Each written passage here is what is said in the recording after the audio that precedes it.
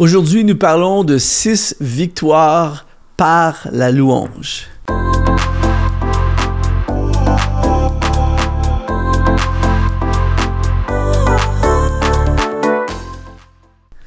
Bienvenue sur l'émission Exponentielle Worship. Ici Luc Dumont, je suis heureux de te retrouver. Une émission pour ceux et celles qui veulent amener l'atmosphère du ciel sur la terre, pour ceux et celles qui sont impliqués dans la louange, l'adoration, le ministère de la musique. Aujourd'hui, on va parler de quelque chose de fondamental. C'est une base, mais quand tu as compris la puissance de cette base, eh bien, il n'y a pas de limite jusqu'où tu peux aller dans ton ministère de worship.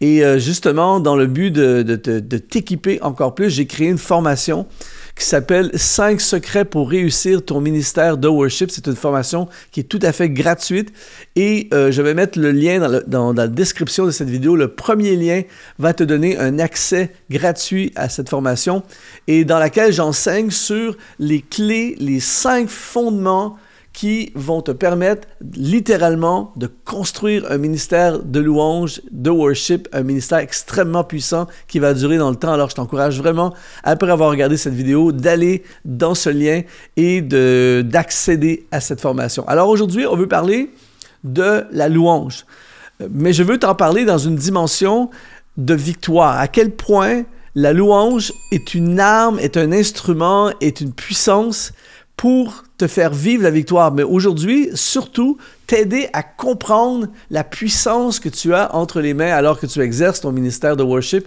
Et quand tu as compris ça et que tu exerces ton ministère avec cette pensée en tête, eh bien, ça va changer complètement l'atmosphère de ton assemblée ou du lieu où tu exerces ton ministère.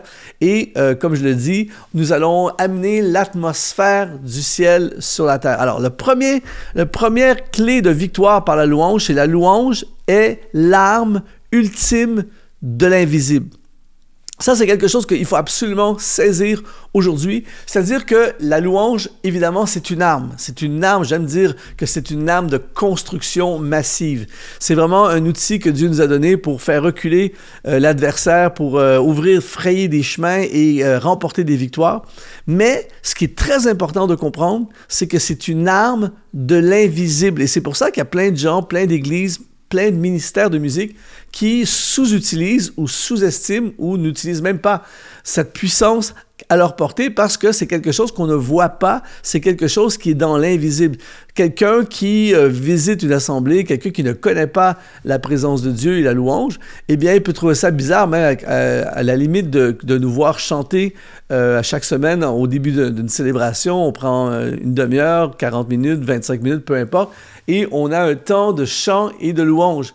Mais en réalité, quand on fait ça, c'est qu'on active l'arme de l'invisible. C'est pour ça que David va dire dans le psaume 18 au verset 3, il dit « Je m'écrie, loué soit l'Éternel, et je suis délivré de mes ennemis. » Quand tu lis ce passage-là avec une pensée du monde visible, c'est presque à la limite ridicule. Surtout quand on pense que David est un super guerrier, il avait accès à une armée, il avait accès aux meilleures armes, il avait accès à tout pour remporter des victoires. Alors il aurait pu dire, je choisis ma meilleure arme et je suis délivré de mes ennemis, je choisis mon meilleur général de guerre et je suis délivré de mes ennemis, mais à la place il dit, je m'écris, loué soit l'Éternel.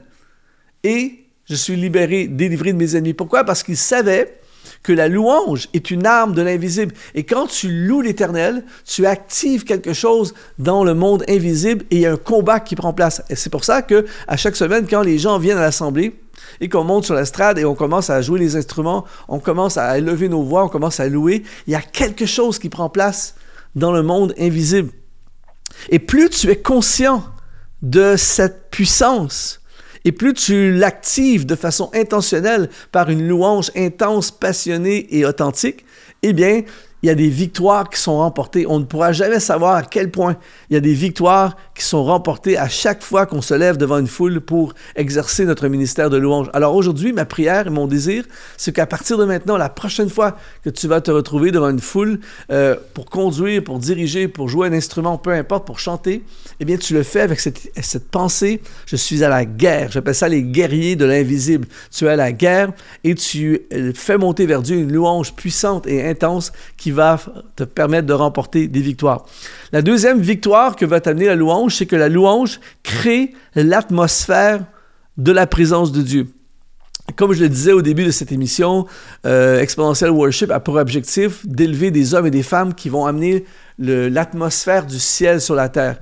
Et il dit dans le psaume 22, verset 4, « Tu sièges au milieu des louanges d'Israël. » Et le mot hébreu pour siéger parle de lieu d'habitation. Et donc, lorsque nous louons Dieu, c'est une invitation à ce qu'il vienne habiter au milieu de nous.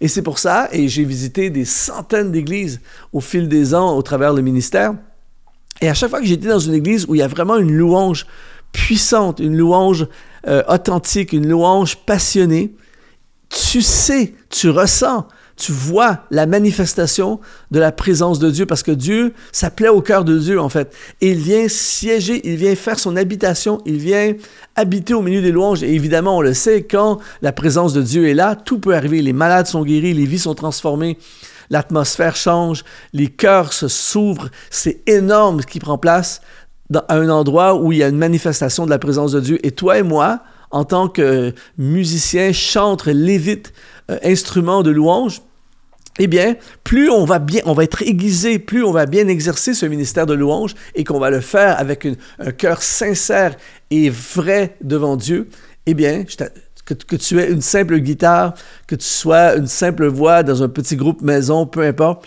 à chaque fois que tu vas louer Dieu avec cette attitude de celui qui sait ou celle qui sait que Dieu siège au milieu des louanges, eh bien, il va se passer, il va y avoir une manifestation de la présence de Dieu parce qu'il va être là au milieu de la louange et là, tout à coup, des grandes victoires vont être remportées. J'ai cessé de compter le nombre de fois dans ma vie où je me suis retrouvé dans toutes sortes d'environnements, toutes sortes d'endroits dans le monde, à différents endroits dans le monde.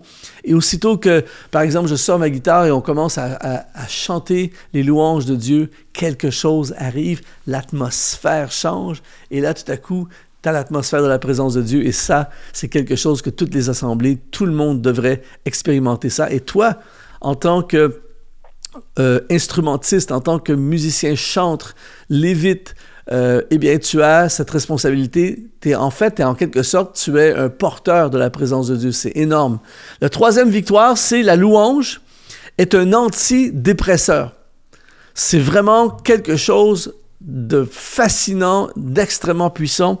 Dans le psaume 42, verset 5, il dit « Pourquoi t'as battu mon âme et gémis-tu au-dedans de moi? Espère en Dieu, car je le louerai encore. Il est mon salut et mon Dieu. » Pourquoi t'as battu mon âme? Et là, ici, le psalmiste a compris que l'antidote, le moyen de sortir de cet état d'âme, de cette déprime, de cet état d'abattement, eh bien, c'est de louer Dieu. Et c'est paradoxal parce que souvent, quand on va pas bien, quand on est déprimé, quand on est découragé, on n'a pas envie de louer Dieu. On n'a pas envie de chanter, de louer, d'adorer, tout ça, alors que c'est l'antidote, c'est l'antidépresseur. Et c'est pour ça que toi et moi, on a cette responsabilité, indépendamment de comment on se sent. Quand on se retrouve devant une foule pour exercer notre ministère de louange, eh bien, on le sait. Parfois, moi, j'ai vécu des soirées, des fois, des endroits où je suis allé, où tu sens au début de la célébration, tu sens un poids. Tu sens que les gens sont... Il y a des combats, il y a des déprimes, il y a des gens qui sont... Et là, on commence à chanter, on commence à louer Dieu. Et là, tout à coup, comme on l'a vu au point précédent, l'atmosphère change. Et combien de fois dans des soirées de louange, dans des moments de prière où on a loué Dieu de toute notre force, combien de fois j'ai vu des vies être changées, des gens sortir de la dépression, des gens sortir de la déprime, sortir du découragement. Je l'ai vécu personnellement. Je me souviens d'une fois où j'étais chez moi dans un moment vraiment de déprime, tout ça, et j'ai pris ma guitare et pendant 1 heure ou 2, j'ai chanté, j'ai adoré, j'ai loué Dieu. Et je t'assure qu'à la fin de ce moment, c'était plus pareil. Dans ma tête, dans mon cœur, c'était plus pareil. Quelque chose est arrivé. Et pour moi, la louange est vraiment un antidépresseur. Il te donne des victoires. Et aujourd'hui, alors que tu regardes cette vidéo, si tu es dans une déprime, eh bien, après avoir regardé cette vidéo, je t'encourage vraiment à aller passer un temps dans la louange. Et regarde bien ce qui va arriver. L'atmosphère de ta vie va changer complètement. La 4e victoire, c'est que la louange ouvre le ciel. Ça, c'est quelque chose d'absolument fantastique. C'est-à-dire que il y a quelque chose qui se passe, on l'a vu, ça se passe dans le monde invisible, Et il y a parfois, il y a des moments, des fois, où on a l'impression que le ciel est fermé au-dessus de notre vie, au-dessus de l'endroit où on est, tout ça. C'est invisible, mais on sent qu'il y a quelque chose de fermé. Et là, tout à coup, comme dans 2 Chroniques, chapitre 5, verset 13, lorsque ceux qui sonnaient des trompettes et ceux qui chantaient pour célébrer et pour louer l'Éternel firent retentir les cymbales et les autres instruments, la maison de l'Éternel fut remplie d'une nuée. Et la Bible dit qu'ils n'ont même pas pu rester, il a fallu qu'ils sortent tellement c'était fort et intense. Et ici, on parle de la dédicace du temple. Lorsque Salomon a fait construire le temple, ils ont fait une grande fête pour célébrer l'Éternel et pour dédicacer le temple. Et ils ont mis en avant la louange et l'adoration, les musiciens, les chantres. Et la Bible dit qu'alors qu'ils ont fait ça, quelque chose est arrivé, il y a eu une nuée et la gloire de Dieu est descendue. Et moi, je crois que spirituellement, c'est vraiment quelque chose qu'on peut vivre encore aujourd'hui dans nos assemblées, dans nos églises. On peut vraiment, lorsqu'on loue Dieu, on peut activer l'ouverture des écluses des cieux, l'ouverture du ciel. Et il y a des fois comme ça où littéralement le ciel est ouvert. Et en fait, quand le ciel est ouvert, on entend Dieu nous parler, on entend ce que Dieu veut faire. Les gens sont touchés, les gens sont atteints, les cœurs sont percutés. Il y a quelque chose d'exceptionnel lorsqu'on est dans une atmosphère de ciel ouvert. Et c'est pour ça que notre ministère est ultra important. Nous avons cette responsabilité, cette charge, cette mission d'exercer notre ministère de façon à ce que le ciel s'ouvre à chaque fois. Et c'est possible de le vivre à chaque fois. Et c'est pour ça que ce que l'Église a besoin, ce n'est pas des musiciens. Ce que l'Église a besoin, ce sont des musiciens qui connaissent la louange et l'adoration et qui vivent la louange et l'adoration, car c'est ça qui va ouvrir le ciel. Et quand le ciel est ouvert, inévitablement, il y a des victoires. La 5e victoire, c'est que la louange fait tomber les forteresses. Et ça, c'est quelque chose, si tu connais un peu le monde de l'esprit, si tu as expérimenté un peu le monde de l'esprit, tu sais que des fois, il y a des murs. Tu l'as probablement déjà vécu dans ta propre vie, mais des fois, moi, je suis allé dans des assemblées, des fois, je suis allé jouer à des endroits et où il y a des dimanches, tu as l'impression qu'il y a des murs. Tu sens que tout est bloqué. Il y a des murs dans les pensées des gens, des faux raisonnements, il y a des murs d'incrédulité, il y a toutes sortes de murs, il y a des combats, il y a plein de choses qui prennent place. Et là, tout à coup, tu lis Josué, chapitre 6, verset 20, lorsqu'ils sont face au mur forteresse de Jéricho. Ça dit, le peuple poussa des cris, et les sacrificateurs sonnèrent des trompettes et la muraille s'écroula. Et ça, c'est quelque chose que j'ai vu, que j'ai expérimenté dans le monde spirituel, dans mon ministère de worship au fil des ans. Des fois, on commence à chanter, on commence à déclarer, on commence à louer Dieu et tu sens, tu sais, tu vois des forteresses s'effondrer et tout à coup la parole de Dieu rentre dans les cœurs, tout à coup les gens avancent, tout à coup les gens sont libérés, tout à coup les gens retrouvent la joie de vivre, l'atmosphère est remplie maintenant d'une liberté parce que là où est l'Esprit de Dieu, là est la liberté. Et aujourd'hui, si tu ressens ces forteresses, parce qu'un des pièges dans lequel beaucoup de leaders de louange vont tomber, par exemple, c'est que quand on sent les forteresses, on peut avoir une tendance à se replier sur nous-mêmes et à dire « Ah, ça ne marchera pas aujourd'hui. » Alors que ta mission, c'est de faire tomber les forteresses au travers de ta louange, au travers de ta musique. Et ça, c'est quelque chose auquel nous avons accès grâce au ministère de la louange. Donc, la 5e victoire, c'est que la louange fait tomber les forteresses. La 6e victoire, c'est que la louange nous accompagne dans nos combats. Dans le psaume 149, au verset 6, il dit « Que les louanges de Dieu soient dans leur bouche et le glaive à 2 tranchants dans leurs mains. » Vous savez, des fois, quand on pense à la louange, on pense, et il y a plusieurs, et dans une autre vidéo, j'expliquerai davantage, je pourrais expliquer davantage les styles, les différents types de louanges et d'adoration qu'on trouve dans la Bible. Mais ce qui est intéressant, c'est que souvent, l'image qu'on a de la louange, c'est quelque chose à genoux, en train de réfléchir, en train de méditer, ou une atmosphère calme, de douceur. Et parfois, c'est comme ça. Mais il y a des fois qu'il faut faire monter vers Dieu une louange guerrière, une louange de combat. Et ici, il dit que la louange de Dieu soit dans leur bouche, donc il y a de la louange dans la bouche, mais en même temps, le glaive dans leurs mains. Et il y a des fois qu'on va à la guerre. Moi, j'ai déjà été dans des assemblées, dans des contextes, dans des soirées, dans ma propre vie, où je fais monter vers Dieu des louanges de guerre. On l'a vu au début, je m'écris « Loué soit l'Éternel » et je suis délivré de tous mes ennemis. Et des fois, j'ai dit aux gens, on va louer jusqu'à ce que le mur tombe, on va louer jusqu'à ce que la victoire soit remportée. Et on va pousser vers Dieu des cris de louange, des célébrations de louange, et on va faire la guerre. Et il y a des fois qu'on a besoin de prendre notre louange lorsqu'on va à la guerre, lorsqu'on fait face à un problème dans notre vie, une problématique, une attaque, une maladie, plein de choses qui viennent pour nous écraser, nous accabler. La bonne nouvelle aujourd'hui pour toi et moi, c'est que la louange, elle nous accompagne dans nos combats.